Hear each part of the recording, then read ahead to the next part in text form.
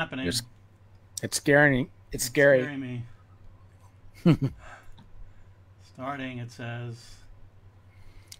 Okay, so I think that we are live here on Facebook Live, and this is our episode 4 of the Fourth World Summer that the Kirby Museum is running, and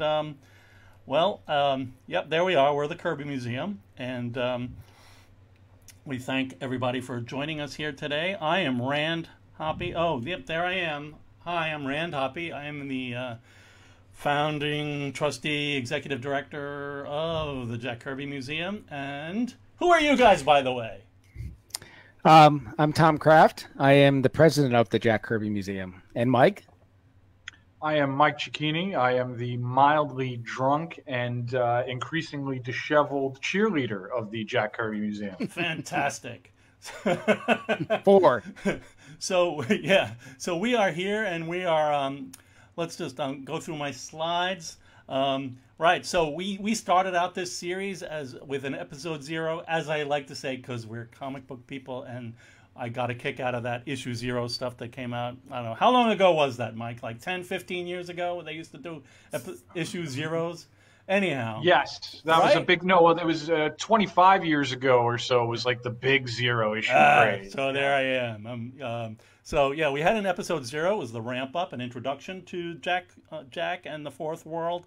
All these videos are on YouTube. You can go visit them and watch them.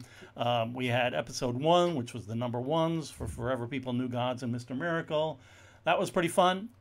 We also had a special Mike Royer live video, which we had to edit and turn into something because we had some technical problems, but it's there and it's awesome. Mike is great. We had episode 2 with Pals Like These. We did 2 issues of Jimmy Olsen and the second issues of the other 3, and that was a really long episode. It was like an hour and a half, and it was like, let's figure out ways to not ever do that again. Then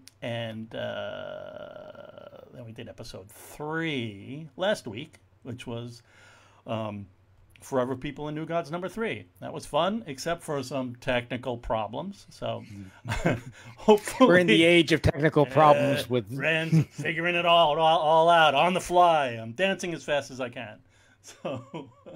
So here we are on episode 4. We're going to cover the Paranoid Pill, right? From Mr. Miracle number 3. I'm scared. Don't be afraid. Don't be so paranoid, man. Okay. And then a king-size Kirby blockbuster, Jimmy Olsen 135, The Evil Factory. Dun dun dun. Yeah, it's true. So we're still getting used to how Facebook works. I am going to bring up that screen. Is anybody there? Are we commenting? Is something happening? I'm confused. But hopefully you're out there. Feel free to make comments. Hopefully Mike and Tom can keep track of that, because I got too much going on here and I can't figure out how to look at the chat the way while I'm doing all this other stuff. So please feel free, and we look forward to hearing from you. Definitely check out our videos on that other service. So let's start. Here we are. The cover by Neil Adams, right? Kind of fun. Yep. And this first page. Who are the Harrys? I kind of like this, and I believe we will be showing the original art to this later on. It's a fun image, the big hand and all the miniature characters. But what's happening in file 202? We will find out. And one thing to mention, Jack Kirby in 1972 got a photocopying machine. And for the Fourth World, it started with issues 5 of the New Gods and Forever People. And some of Jimmy Olsen was photocopied, but we also got some photocopies in the archive from DC, because DC would give them Jack's small stats so that of his pencils, so he understood where he was within a storyline. Oh, right. But The like photo stats, right? the photo stats, Yeah, right? yeah, They yeah. weren't photocopies out of the Right. machine that Jack used, but Yeah. they were photocopies, Yeah. which is different. They're better quality, actually, and They are. they're Yeah. more detailed. Because they're actually photographs that were developed and printed Yep. using that process, as opposed to the early version of like Xerox machines that Jack had in his home. You know, Right. the photocopier. So I love that. I love this splash. I mean, it's spread. I mean, page 2 and 3. It's not it's not a big spread, but look at that. You know that. I like that first panel, and I like the whole page there. They're really cool. Kind of you know, Jack just doing that mind blowing art thing. That's that he does so well. You know. And you got to have some fetuses and like Come on. gelatin Yes. thing with bubbles in it. It's the Star Child from 2001. You're Oh wait, right. no, that came later. Yeah. This is not right. I will. Yeah. All right. So, oh, what happened? I'm not on that screen. Okay, so we're gonna move on. Oh yeah. So then it's our prize giant. I actually really, you know, this is really fun. And then to hate and kill Superman, they take off their helmets and they are Mockery and Simeon.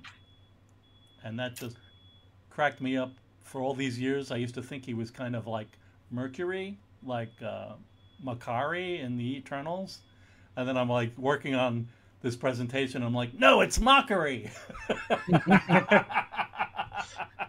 But Simeon is very similar to Star Wars, to that character that was in the second of the new ones. Yeah, A lot of people prequels. picked up on that. He's like a yellow version of Yes, right, of orange Darth kind Maul, of thing. Yes, right? Yeah. Okay. And okay, so then we have the Zoomway, Superman. What? in that big green thing is the Mountain of Judgment, and if you check our previous video, it was in the last one of the last episodes that we. That's right. Yeah, Mountain of Judgment, giant, big bus, or like an aircraft Carrier, carrier, but converted. underground on wheels. It's pretty cool. And then Superman says, "Okay, Jude of the Harrys, your Mountain of Judgment is awesome." What else? I mean, what are their plans here? I forget. Whose plans? Yeah, you know, what are they up to? You know, like The Harrys? Yeah, Superman and Jude. They're ready to leave. Where are they going? They're going to the project. Oh, and going to the the project. Harrys radioed ahead so that they could get into the project Got very it. easily. Got We'll it. see what the project is in a Yes, minute. the project. Okay, Yes. right. Project Zone, Checkpoint 10. Right on. Yeah, that's pretty okay, except for the weird head. Superman. Got some Al Plastino Superman head there. And he's with Jimmy and the Newsboys. And what do you know? Down at the bottom panel there on the right, it's their fathers? Or Yeah. is it their clone sources or what? Yeah, you never know because one makes you think. So the whole idea of this whole project, and also with the beginning with the other Simeon and Makari or whatever his name is that they're messing around with human DNA, so they could actually manipulate, can make different size people. They can Right. take the genetic code, and this is like really before the time. Yep. There's a bunch of science, medical journals and stuff at the time, probably before this even, but Jack picked up on this, and he basically says in this whole thing that the DNA has been cracked, that we now know the secret Yes. of the origin of life, and we can manipulate it any way we want. Right. And basically they can just take your DNA without your knowledge or consent and make you into like 100 different Yeah. versions of yourself or more. So they chat, and Flippa-Dippa's dad is there too. So that's fun. Not one of the original Simon and Kirby newsboys, but yeah. So and then what? We have to simply come and look at this. Hey, wait a minute! It's a Jimmy Olsen clone, and it's number 43. He's number 43. Gasp. Norman, corroborate. I'm confused. They have life numbers, so they can organize them. So. Yeah. And Jimmy Olsen obviously is number 1 because he's the original. He's the original. They copied hundreds of Jimmy Olsens from. As we will find out in this story. And there's Jimmy looking into a microscope. What? Tiny little Jimmys in underpants. See, I didn't understand this because it looks like undergoing intense enlargement. Yes, it's real, Jimmy. You, blah, blah, blah. Outside agency rifled our replica section. I thought there was something about them being under stress or something. Oh. Intense enlargement. Oh, good Lord. Wow. And then we're back with Mockery and Simeon. So what they did is they stole some of the information. They used this technique of turning themselves into an energy thing that they can penetrate the earth and go to the U.S. project and stole Jimmy Olsen's DNA and I don't know who else, but mostly. Okay. Olsen. All right, I'm going to keep going. And of course, there it is. It's Darkseid. So we've made our connection to the larger story. Everybody seems to have Granny Goodness had a picture of him in a little alcove. Yeah. Glorious Godfrey had a big painting of him behind a curtain that was exposed during the broadcast or the event, and then these guys just kind of have they're actually talking to him. I love the third panel, Darkseid looking down like that, just so evil kind of looking. Yeah. You could tell what he thinks of them. Hey, Tom, Tom Mott on Facebook pointed out that the Fourth World Omnibus actually switched the pagination so that so that the even numbers are on the right. Oh. And then Pete followed up asking if you guys think Jack would have cared, or if in this case it really makes all that much difference. Well, when I had to pull this presentation together, unfortunately I didn't have a copy of one of the issues at hand. So but one set of scans I had was a cover-to-cover comic. So I started out, I think it was this one I had cover-to-cover, and I was like, well, okay, I'll present them as they were in the book.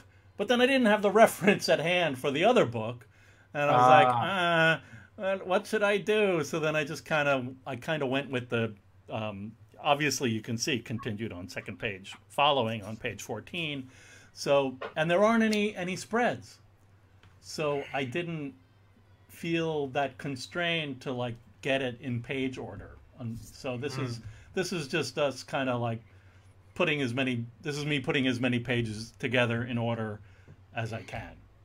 Okay. Because again, as I said, there were no spreads in the books. So yeah, but the pagination. So yeah, left, right, the numbers are different maybe, but in the way that they spread out, but the order of the pages are the same, right?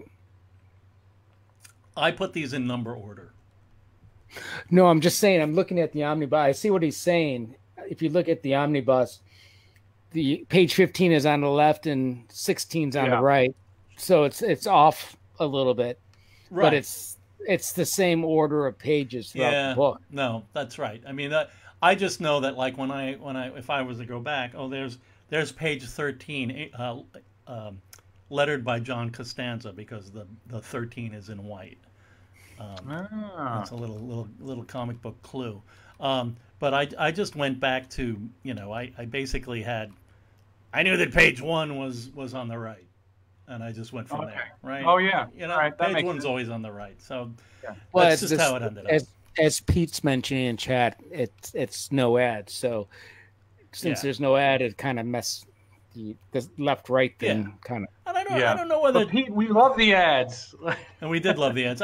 I was like, yeah, I don't know. They're fun. They are definitely fun. Where did we go? Did I go too far? I went too far. Because let's get back to where we were. You always go too far. I do. Man. I do. Okay, so right, there we are. And then, the green guy, he breaks out.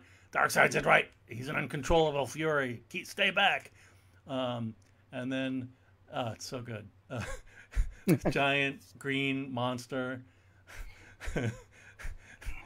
It's the Cosmic Hulk. Oh, wait and a minute. Wrong series. Why is he green? And Ran, why is he green? You tell me, please. I beg of you. Okay, so they managed to synthesize kryptonite into a spray, and they sprayed him with it, and it's green. That's why. So when he punches Superman or grabs him, like in the last panel on the right, he can't breathe because he's got kryptonite all over his hands. Incredible. Okay. And again, he's huge, and this is where we learn it's a big, huge Jimmy Olsen. Oh my God! Excellent. And, wow. And that's where it's like, if you look at the pre-Kirby Jimmy Olsens, you see all these weird, he's Giant Turtle Boy. He's there's all these weird transformations that Jimmy would go through, and they were so weird and stilted and, for 8-year-olds. But then, like, Jack kind of was like, oh, I'm going to do Jimmy Olsen. We need to have a giant Jimmy Olsen. That's what Jimmy Olsen comics are, So I really like it. He's a giant renegade, Jimmy Olsen, by the way. And just to preview, this is not the end of manipulating Jimmy Olsen, because in subsequent issues, he goes through other transformations. Please, no spoilers, please. I beg. I won't. I'm just foreshortening. Forewarning us. Yeah. Forewarning. Yep. So then the dads are like, "What's this? What's that? And the other thing? Should we do it?" I Scrapper became a social worker. All right. And why does the project need a social worker? I'm not sure. They do because they need a really powerful social worker who shows up on this last page, which is really cool. Let me out, I tell you. It's the Golden Guardian. He's back. And that's fun. I love this page. It's great. Even, for, it's really a great last page. And there's an awesome essay by Jack Kirby about the Harrys. Super Race or Man's Second Chance. Or both. You decide. It's really fun. Are the Harrys nutty, naive little idealists? Come on. So where does this X number fall into? Is it like earlier? I think it's late, 138.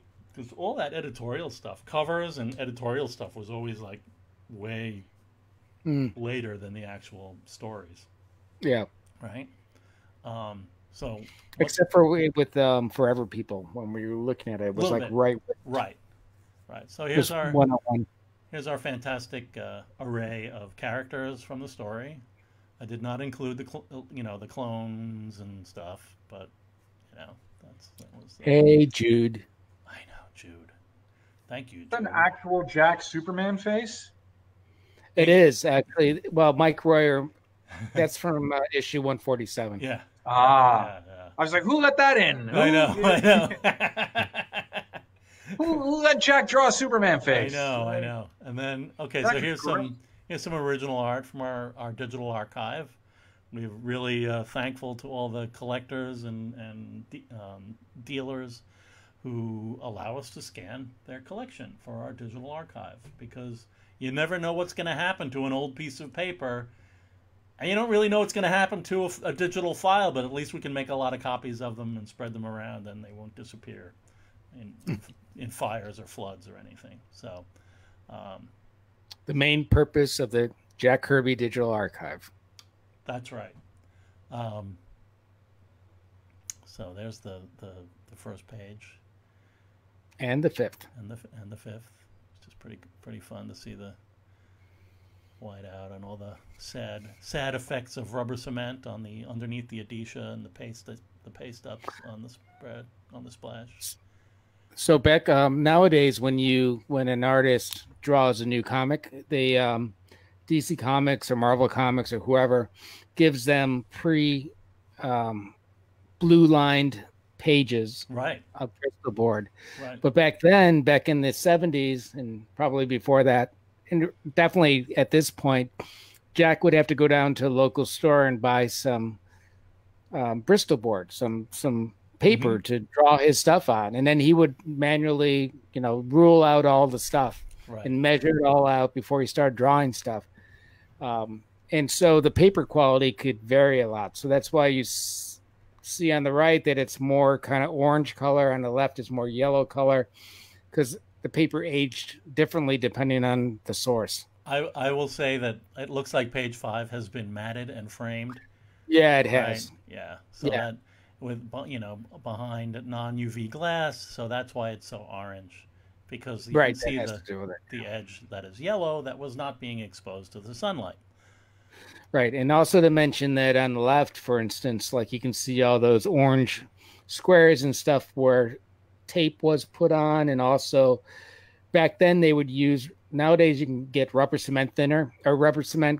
They used to use rubber cement to put stuff down. And back then it was acidic. So over time it starts actually destroying the paper underneath. Nowadays it's you can get archival rubber cement.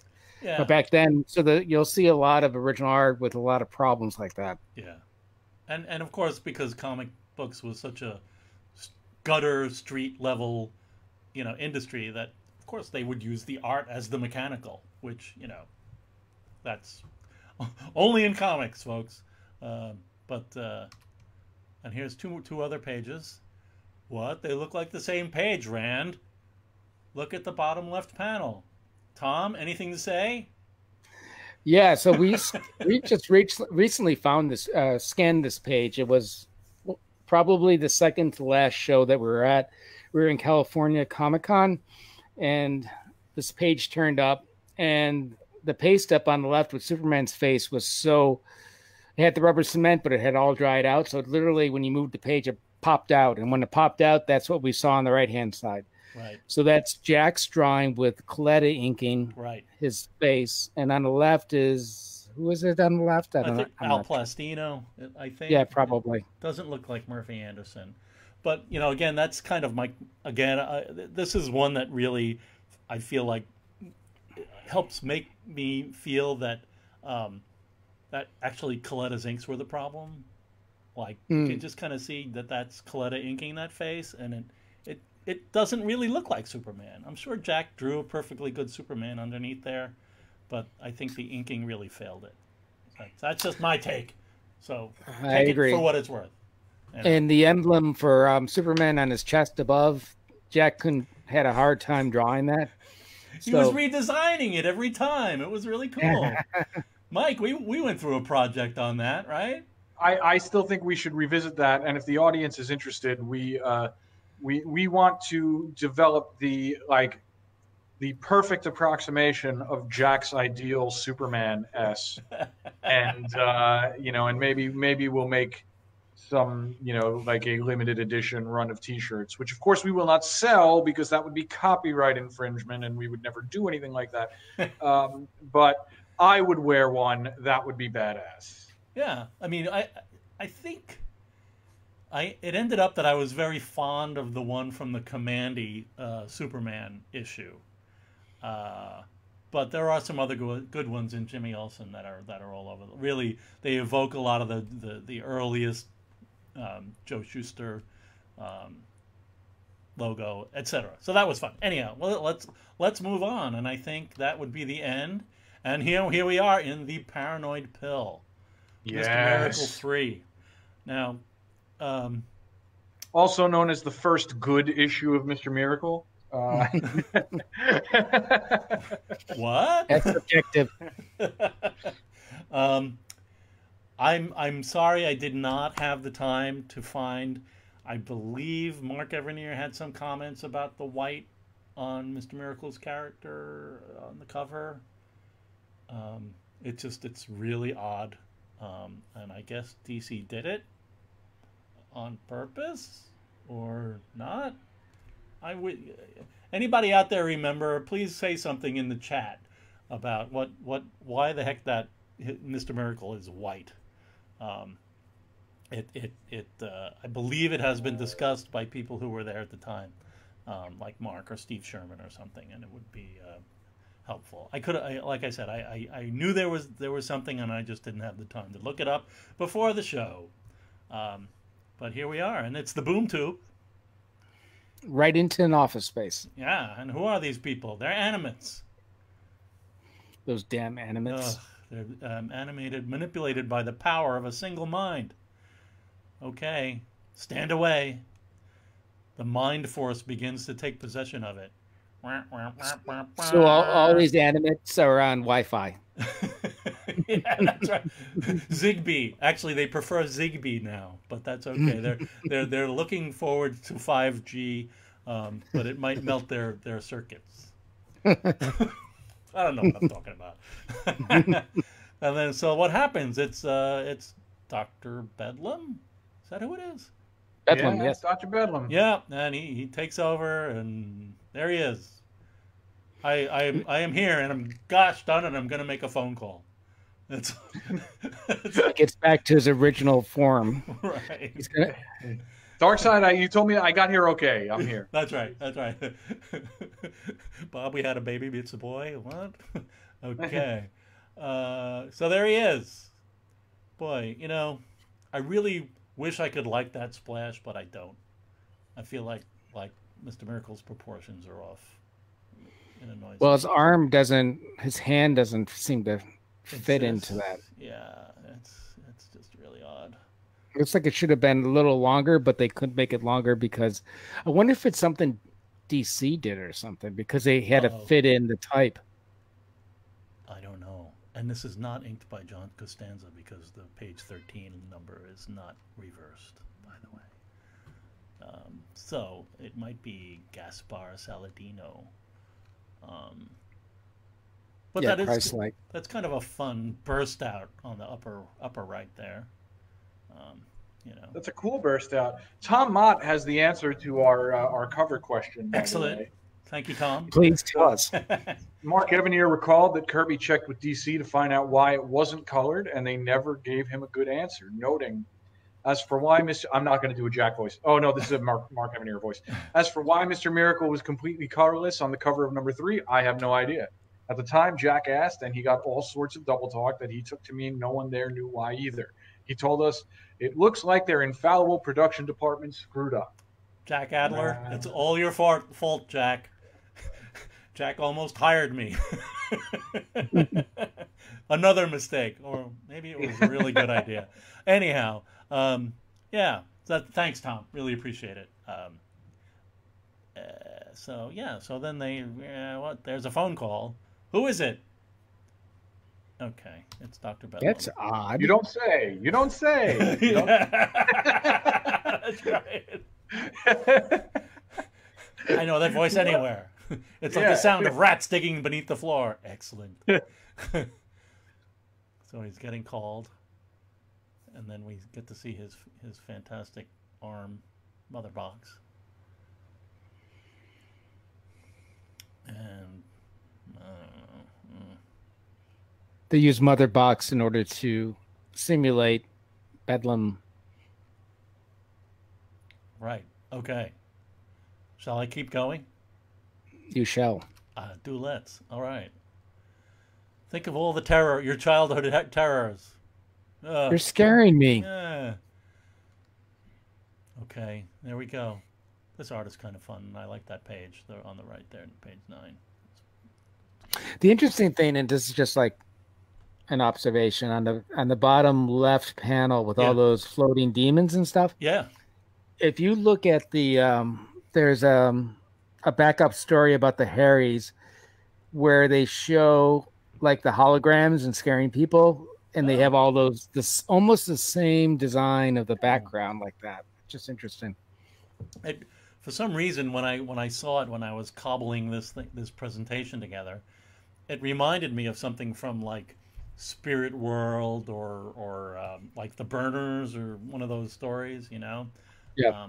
But okay, so we shall. Let's go on. So okay, it's over. Don't faint now.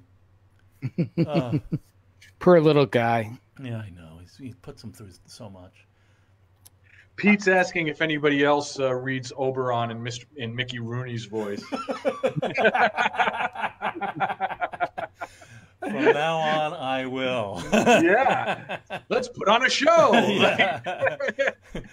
This is a really iconic drawing of Mr. Miracle there in the lower left on page 10. That's just really, really beautiful. Oh, here he comes. Coming to my parlor. All right. Yep. Mm-hmm. Okay. It's a bell. It's a spark that activates the trap. It's page 11. Let's get moving. Paranoid pill. Mm-hmm. Here we go. Chandler Towers. Here we go. Yeah. And, uh-oh. He drops it into the floor ventilator system. Vapor. So tell us more about this, Mike. What does this remind you of? Oh, it's the Raid. The Raid? It's yeah, like the greatest action movie of the 21st century. Is Jack predicted it by 40 years. Ty? Is it Ty? Was that Ty? Yeah. Ty, yeah. Right? Yeah. Really, really. It's really.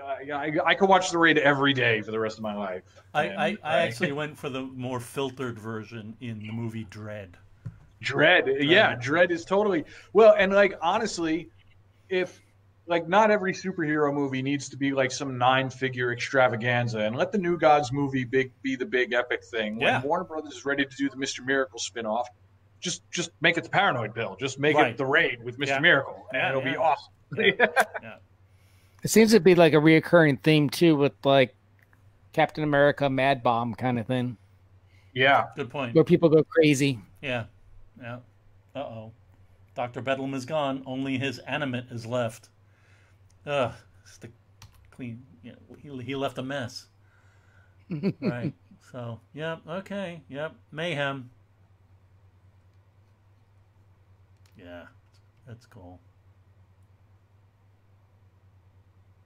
Just the people in the building, the Chandler building or something, they're just all worked up. And we're all paranoid. I as much as I love the intent of that panel on the upper left, I don't know. I'm hoping that like Vinny ruined it, because it's just there's something weirdly bad about it. There's a lot of crotch there. Yeah.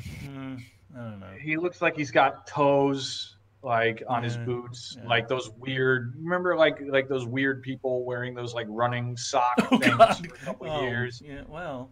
Yeah. But it's cool. It's it's action packed. I like the third panel where he like switches and then goes horizontal. That's pretty cool. Yeah. Right. That's really badass. Yeah. Right into the elevator. Into the elevator. Yeah. Click. All right. Yeah. Action. Grab him. And then there's that classic guy all in blue. That's right. Look at him. He's great. Crazy. Only a demon would look like that. That's really good.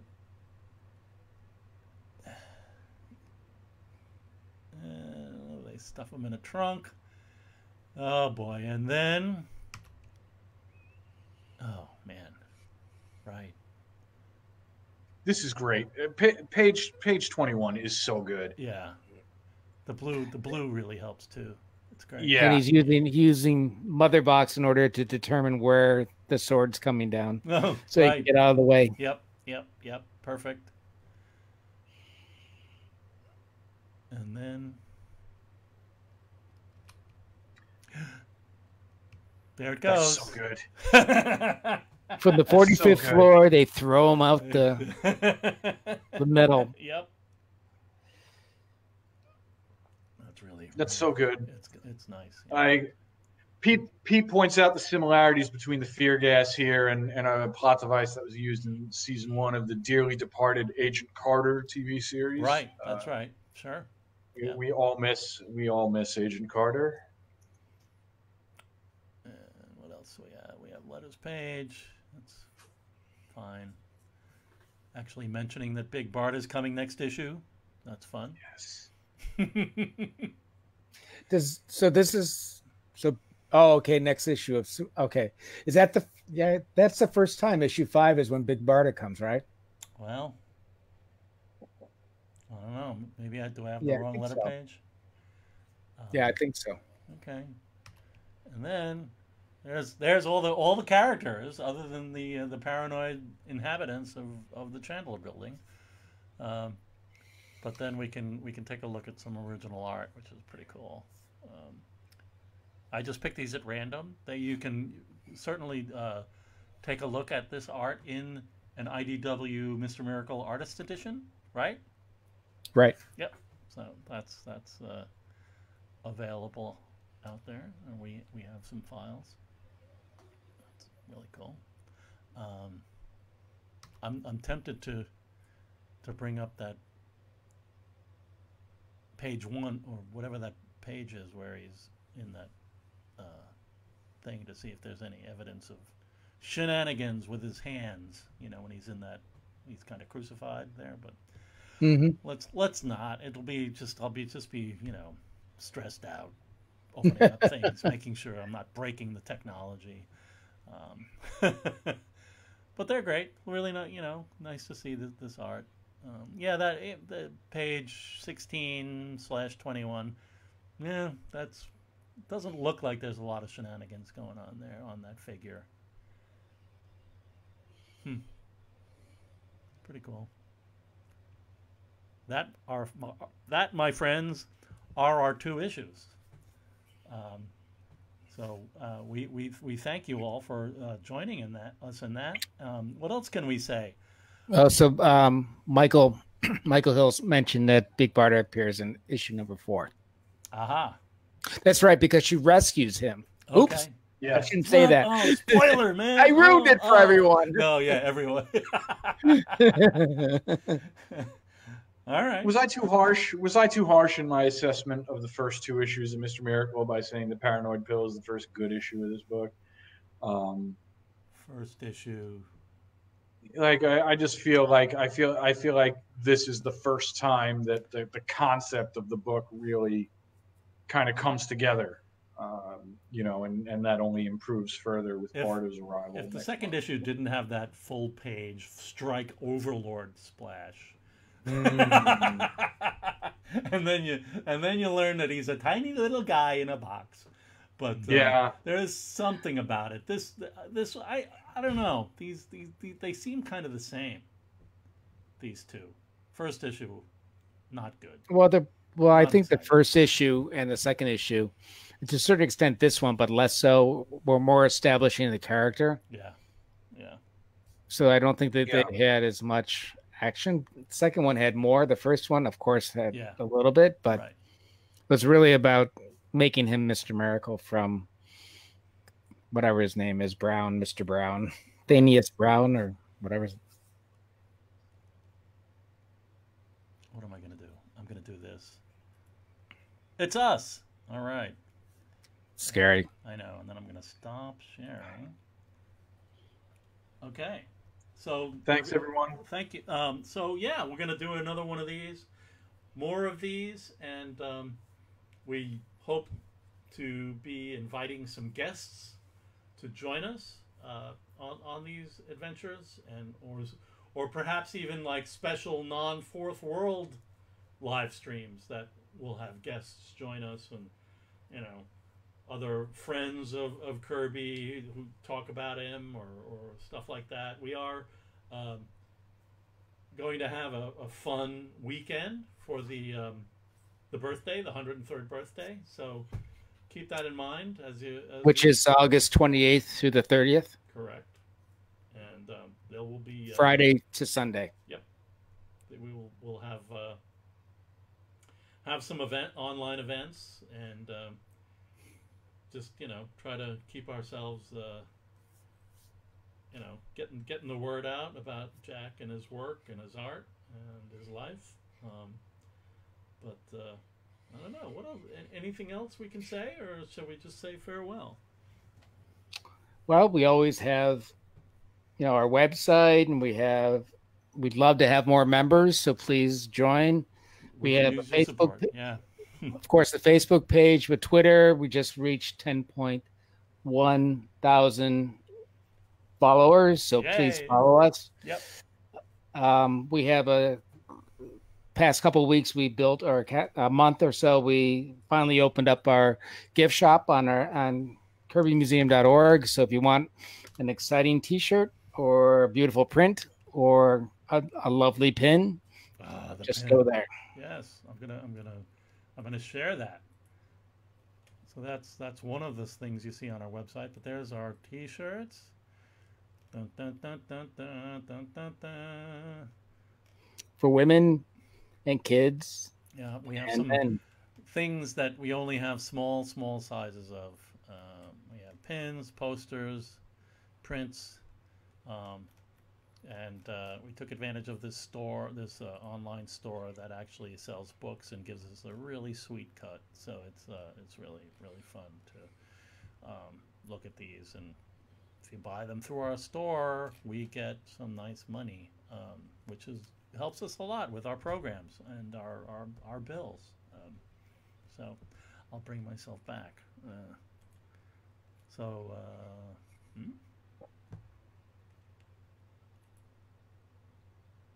Oh, there I am. Okay, so that's it. Let's like call it an event. That was 2 issues, bing bang boom, and we will we'll do it again, and we'll let you know. So join us, okay? Thank Bye, you, everybody. Thank you very much. Thanks, everyone. See you soon. All right, bye.